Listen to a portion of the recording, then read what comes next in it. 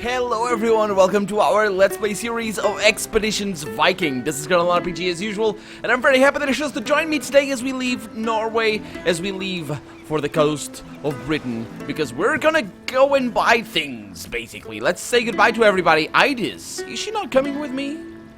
Idis' sons have been helping her all haul her equipment onto the ship. Her late husband's uncle has come to say goodbye. You boys take care of your granduncle now, she says. Can't very well handle the farm himself. You'll need to make up for my absence. Her youngest son is struggling to maintain his composure. You won't be fighting, right? He asks. Up to the then, Thorkel. Gonna do whatever it takes to keep everyone safe. I should be going instead of you, says Thorvald. Thorvald is 19 winters, old enough to fight. Well, been over this, says Idis. Not having that discussion again. Not now. Come back soon, he says. Idis swallows hard. Back before you know it. Then you boys won't ever want for anything again. They both just sort of nod and stare at their feet. Idis pulls them both in for another hug. Then she nods solemnly to her uncle-in-law and turns towards the ship. Are you ready? Ready as I'll ever be, she says. Yep. She knows what she's doing, I assume. Okay, well, I mean, she's gonna be fine with me. She's with me, she's with God. She knows what's up. She's gonna be fine. We got Sag over here. Did I not talk to you before? I was gonna say her or him, but I don't remember. We've got a lot of stuff still to get, which is great, because we really need all the things that we can get our hands on. The unfinished... Oh. The couple waiting in front of your longhouse look vaguely familiar, but you don't manage to place them until the woman locks eyes with you and closes the distance. They're the desperate parents you met in front of the troll tree in the marsh. There you are! She bows deeply in front of you. You saved our son! Behind her, her husband gently pushes a young boy towards you. He looks quite shy. This is the man we told you about, who wisely shared the medicine in the marsh. Oh, these guys! Do you have anything to say to him? The boy stares at his feet as he speaks. Thank you, Then.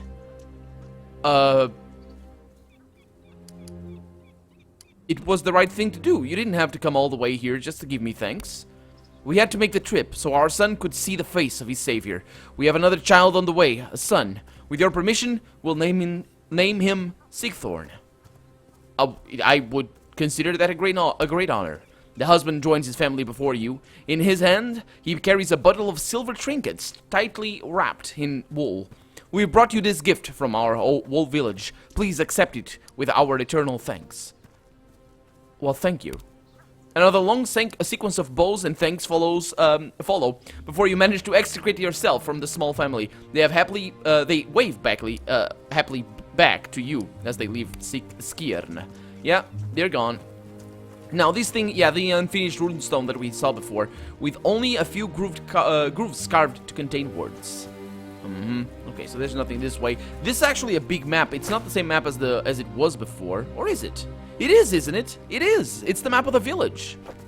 Oh, it's the map of the village, except, of course, it's not winter anymore. Oh, that's pretty cool. And we have Ingi, Bjornig, and something. Okay, let's go on in. We're gonna explore the whole village again. I'm down for that. Definitely down for that. What do we have in here? Nobody. Well, I have things that I want. What is that one? A layer of pine tar from the kiln outside is still covers the inside of this barrel. Lyotter makes the tar to sell to neighboring villages. Okay. Get all that stuff because these guys don't mind that one bit. So he just has one barrel of tar right now? Sure. And we got the bed over there. Ketil sometimes sleeps. Yep. We've been here before, so we're basically looting again because the game respawned all the things. It's a different campaign as far as I'm aware. So, yeah, let's continue going around. This might take the whole episode. These goodbyes, I was kind of ready for that, actually. I thought the dialogues were going to last a little bit longer. At least the one there for Idis. I thought it was going to last a little bit longer. But it didn't. It's all fine. Not a problem. So this way, where does that lead to? Well, let's go through here instead. Because we're looking north, so I might as well look this way. So this is where the cemetery is. Or this thing. And we got this. We got these back here.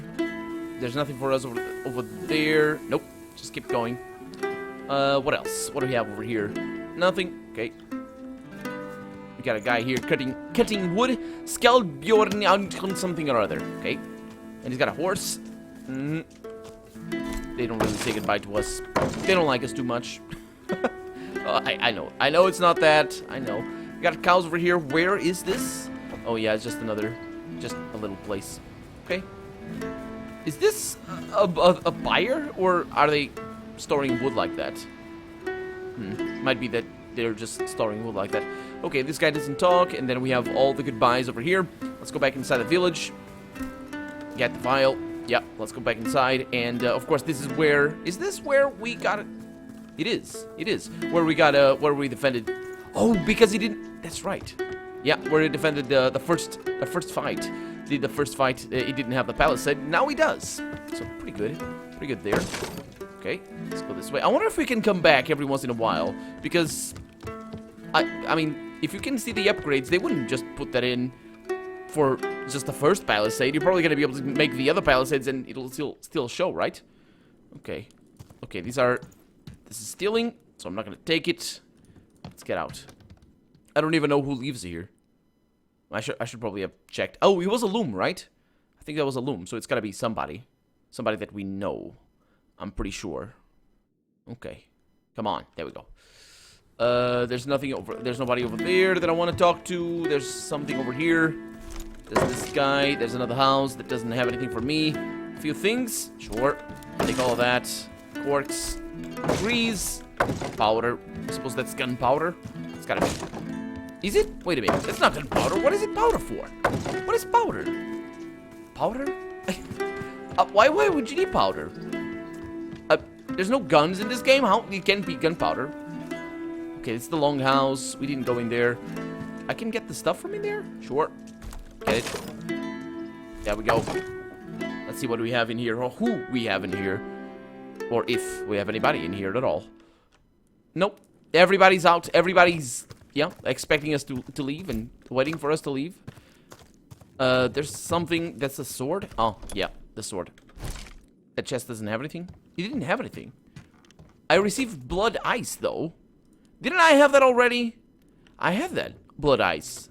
Well, no, maybe now I have two. Yeah, what is that?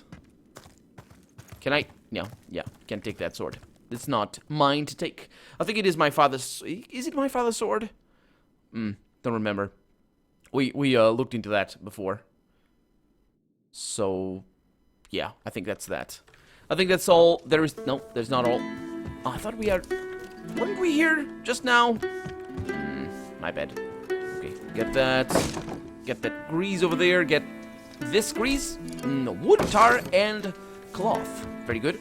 Because we are going to need to repair a few things. So we're going to definitely need the cloth, I think, for armor and stuff like that. Man, there's a lot of stuff that I didn't see. Oh, because... yeah, I went that way, so that's why. That's why there's a lot of this stuff back here. Okay, so there's nothing else for us over here. These guys don't talk, and that is, indeed, the last. Okay, so let's go, and let's say goodbye. So let's say our goodbyes. Ketil, are you saying goodbye to who? Oh, to your parents. Leotar? Oh, yeah, to your friends. That's right, these guys are his friends. You find Ketil next to several sacks of equipment on the shore, exchanging a few last parting words with Leotar and Sigridur.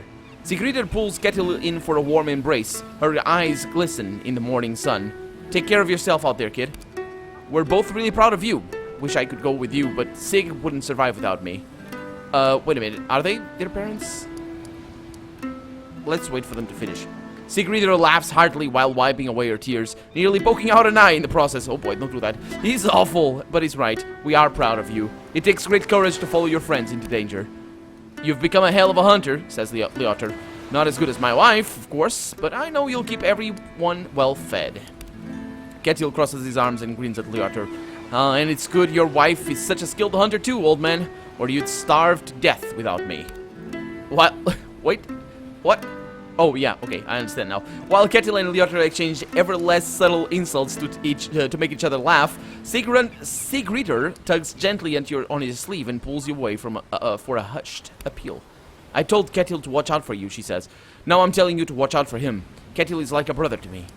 Your father was the strongest warrior I've ever known. His men loved him, and he'd undertaken countless journeys in his life. Whatever he found over there, it claimed his life regardless. You, Ketil, and Nefia, you're also young. I know you probably feel invincible, but you need to watch out for each other. I won't let anything happen to Ketil. Thank you, she says. Hearing you say that makes me feel a lot better. May the wind carry you safely home. Sigrider walks back to Lyotr and Ketil for a few more parting words and another hug. At last it looks like everything that needed saying has been said, and Ketil extracts himself from his mentors to join you again. So they're not his friends, they are his adoptive parents. I didn't get that before. I didn't expect it to be so easy to say goodbye, he says. Well, this goodbye is not forever. We'll be back so soon enough. He winks. And we'll be bringing so much treasure. The ship will barely remain afloat on the return trip. Well, I'll get my things on board. See you on the ship when you're ready. Okay, I hope none of these guys dies. The game is really doing a very good job of making sure I get connected with these characters, because Ides, I hope she doesn't die. Nefia, I definitely hope she doesn't die. She's got a sick sister and her mom, single mom, I think. And then, of course, Ketil with these guys. I made a promise to Lyotr. Yeah. Ruskva, are you alone over here? Ruskva drifts like a low fog towards the beach. A single sack, slung carelessly. Yeah, single sack slung carelessly across her shoulder. She gives you a quiet nod. Where do I put my stuff? She asks. How did Hulda take the news? Oh, she's not really there today. I kind of didn't tell her I was leaving. Oh, who's going to look after her? Ides' boys promised to check on her every morning, and Dagator will visit with dinner in the evening. Well, it's not right to just sneak out on her like that, especially because I think she doesn't want to say goodbye. It's got nothing to do with the old woman. It's probably more to do with her. Yeah, but it's not right to just sneak out. Ruskva stares intensely at your shoes. Yeah. How do you feel? Pretty good, she says. Ruskva looks out across the ocean, calm crystal blue stretching as far as the eye can see. I've never really left this village before. Well, there's a first time for everything. She shrugs. Her face betrays no emotion. I guess. Are these all of your possessions? Pretty much. One change of clothes and a whole bunch of things you don't want to know about. One change of clothes? I live in a bog with an old woman. And Ruskva nods in Nefia's direction. I don't have occasion to make myself sparkle like the warrior princess over there. Oh boy. Yeah, alright. Get on the ship and make yourself at home. A single dispassionate nod. Sure. Sure. That was interesting. Hey, Gunnar. Gunnar is breathing in the salty sea air with a contented look on his face. He turns and raises a closed fist in greeting as you approach. You have chosen a good morning to sail out. Clear skies, calm water. I have no one here to say farewell to, but I know how hard it is to part for the first time. Take as long as you need. Got anyone waiting for you at home? No one who expects me to return. Maybe I'll see them again one day, if they don't see me first. Ha! What do you think we'll find over there? From what I've heard, large rich temples built right up against the coast, undefended and ripe for picking clean. Between you and me, I hope they're not entirely undefended. I could use a good victory after that last battle. Can I trust you, Gunnar? As long as you give me a fair share of the loot, you can trust me to plant an axe in the skull of anyone who gets in your way. Okay, well, I'll be back when we're ready to set sail.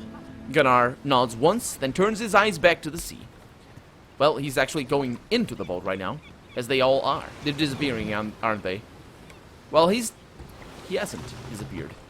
Not yet, anyway. But Ruskva, no, they're staying over here. Yeah. Hey, Thorfinn. Isn't she beautiful? He asks. Strong, yet fast, intimidating, and with a spacious hold. Ah, I shall never build anything so impressive again. Kveldorfru? Be careful out there, Sigthorn. Oh, don't fuss, Sulfur. Look at that ship. Look at these young people. They'll be fine. Oh, of course they will, he says. But I can still wish them good luck, can't I, woman? Come on, guys. Oh, well, go on then, you big softy. Well, yeah. Well, good luck to all of you. Yeah, thank you very much. This is the, I don't know who this is. The woodcutter? Could be. I mean, he's got an axe. I thought that maybe he would be the smith, but I don't see the smith anywhere. Aslefer. Aslefer is taking, or is talking to Obbjorn and Grimkel. The conversation falls silent when you enter earshot. It's a fine ship Thorfinn built, he says. Or, actually, or Olbjorn. says. Grimkel says, she's sure to carry you safely across any sea. Asleiford nods approvingly. It's a beautiful ship indeed, he says. Thorfinn's craftsmanship has brought honor to us all.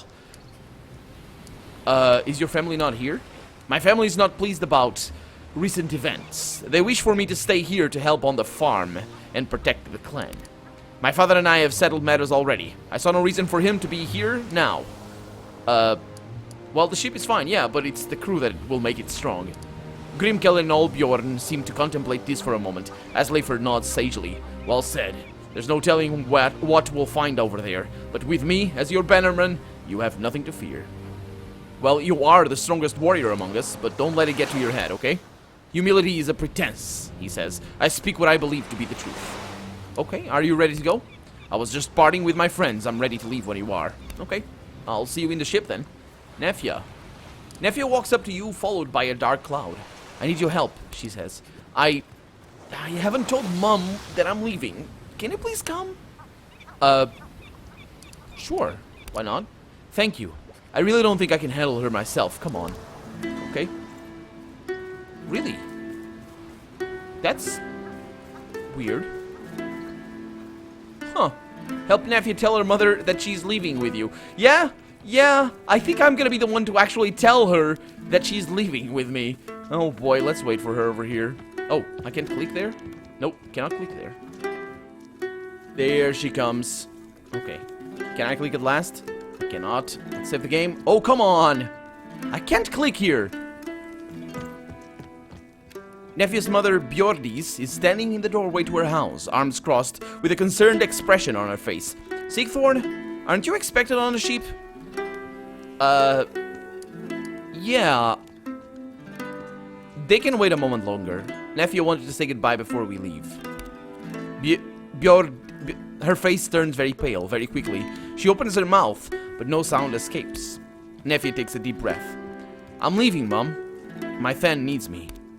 No! You can't! You have to stay here. You can't go. It's dangerous. I know it's dangerous, but I'm still going. Leave these foolish ventures to the men. Do you want to meet a pointless end in some distant land? Your sister and I need you here. Curses, Mom! You've already got a Fura. Just for once, trust that I know what's best for me. Nefja's mother turns to you, and her voice rises by at least an octave. Please, Sigthorn! Go if you insist, but don't take my daughter! Some of these lines.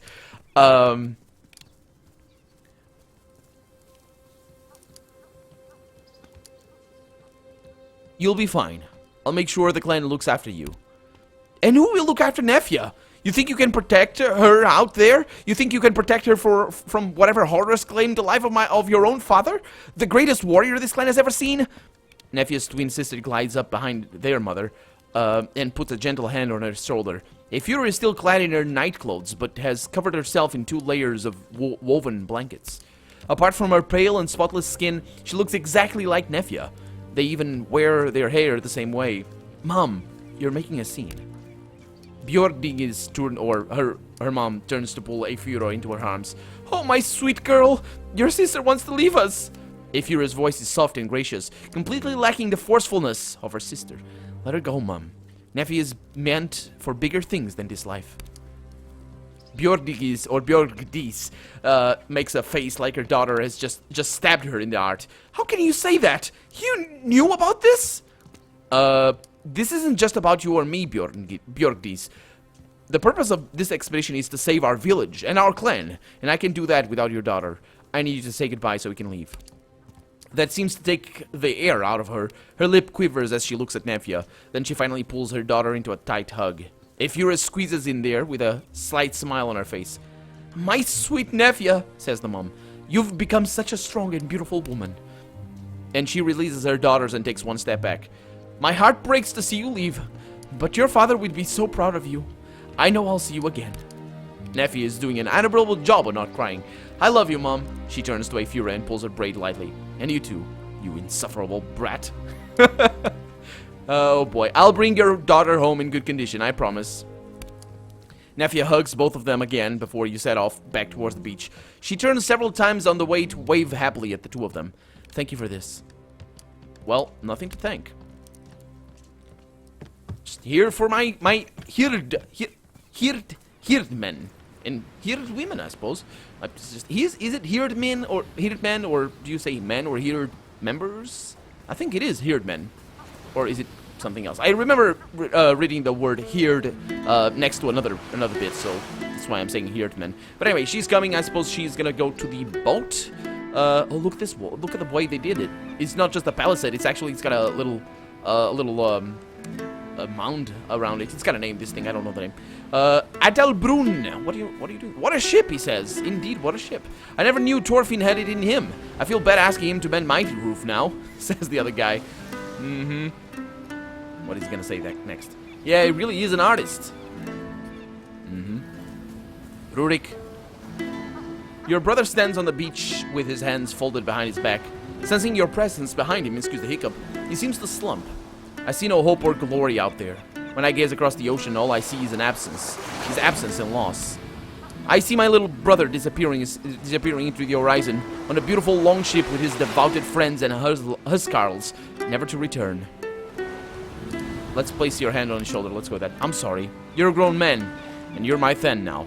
But to me, you'll always be my little brother. The shame I feel because I dare not follow you is overwhelming.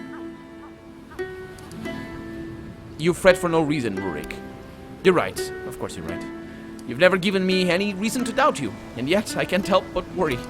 He turns and pulls you into a warm embrace. Take care of yourself, Sigthorn. Without you, we would all be lost. Okay, and I think we did it all. We said our goodbyes. Man, that was well written. I like that. I like that a lot. Okay, so it's time to go. It's time to take on this small ship. It's gotta be a incredibly weird life at sea with these ships, and this is a big ship for cargo. Of course, you'd carry the cargo under these planks, I think, but still, I mean, what I mean is the cargo is not going to fill up the place for you to be in, but you stand at the bow and count your crew. Everyone is on board now, getting acquainted with the ship, running hands along the wood, tugging at ropes, and all nice ropes. Can you? I'm sure new ships have new ship smells as well. So. Lovely. Those who have shields slide them into the slots along the railing. Oh, that's so cool. That's right. That's right. I forgot about that detail. Sacks of personal belongings are stashed below the boards. Indeed. Finally, they pick their seats according to the size and arm strength, and you enter into you, waiting. You can no longer postpone it. You need to pick a bannerman. The title of bannerman denotes the most trusted member of your herd, your second in command, who you can expect to deal with a little more often than other members of your herd. Okay, let's choose a bannerman then. Who is he gonna be? Could be Gunnar. I think he's superstitious, so I'm probably not gonna go with him. So likely candidates are gonna be Idis, Nefja, Ketil.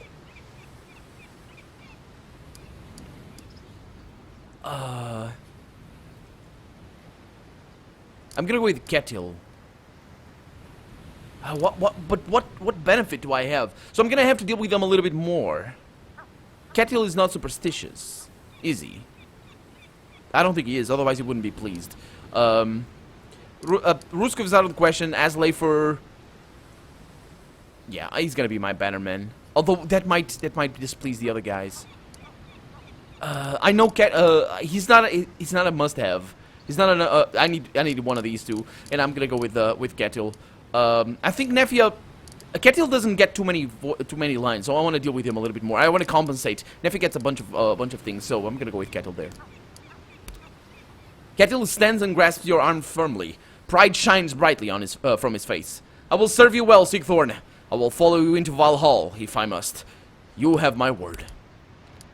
Friends and family are still gathered further up the shore, out of earshot of casual conversation, but close enough to hear any rousing pep talk you might attempt. Okay, so this is gonna be a pep talk for the guys at the shore, because, right?